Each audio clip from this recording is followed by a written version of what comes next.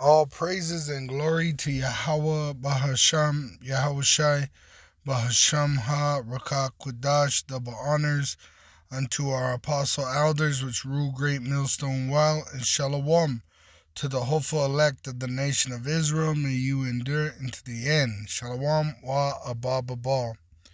So this is called the Jacob sheep, all right?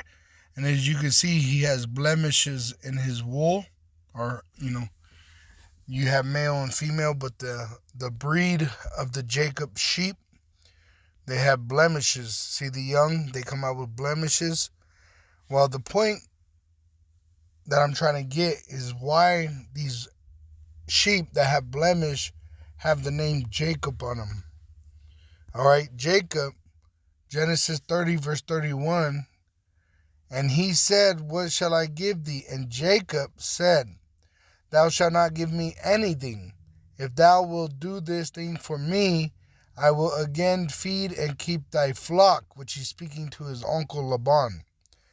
And I will pass through all thy flock today, removing from thence all the speckled and spotted cattle, and all the brown cattle among the sheep, and the spotted and speckled among the goats.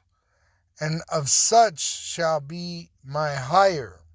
All right, so that's what he was going to give to Jacob for his labor, because he already received his wife. Well, I should say wives. All right, because he had eventually received two of the daughters of Laban, Rachel and Leah, and then Laban even gave two servants to his daughters, which eventually became wives to Jacob. All right, which out of Jacob and those four women came the Israelites, the so-called Negroes, Latinos, and Native American Indians, which are still on this earth today, just like this Jacob sheep is still on this earth today under the name Jacob because of this biblical truth. This is a historical fact. It says in Genesis 30 and verse 33, so shall my righteousness answer for me in time to come, when it shall come for my hire before thy face. Every one that is not speckled and spotted among the goats and brown among the sheep, that shall be counted stolen with me. And Laban said, behold, I would it might be according to thy word.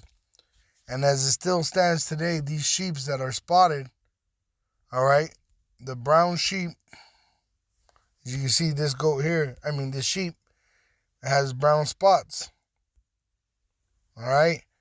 And it's still relevant today, because why ain't there an Edomite sheep? If you have these Israelis, why isn't there an Israeli sheep? All right, but there's a Jacob sheep because of the prophecy that was fulfilled, all right, of Jacob fulfilling his lot in the book of Genesis. This is the history of those prophecies being fulfilled, all right, because the Israelites will come upon the earth through Jacob, which Jacob, his name was changed to Israel, and he is the progenitor of the Israelites, the so-called Negroes, Latinos, and Native American Indians, which been scattered throughout the world in slavery. And just like I can show you the history and the current events of Israel being here and the historical facts and everything lining up, I can do the same for the wicked, which we have done. All right, we have showed who the wicked is. It's the red devil, the so-called white man, the wicked that rule the world, and they have a perpetual hate against Jacob, the Israelite, the so-called Negro, Latino, and Native American Indian, which been scattered throughout the world in slavery. And this hatred was all the way back then. Remember, Esau tried to kill his brother Jacob in his mother's womb. And before that, they were Cain and Abel. Esau was Cain, and Jacob was Abel. And Cain killed Abel because of his righteousness. All right? And Esau hates Jacob because of his righteousness. He hates that Yahweh loves Jacob and hates Esau. Esau, Edom, the devil, the so-called white man that is ruling today, is going to be removed from power and enslaved for 1,000 years, then extinct under the Israelites.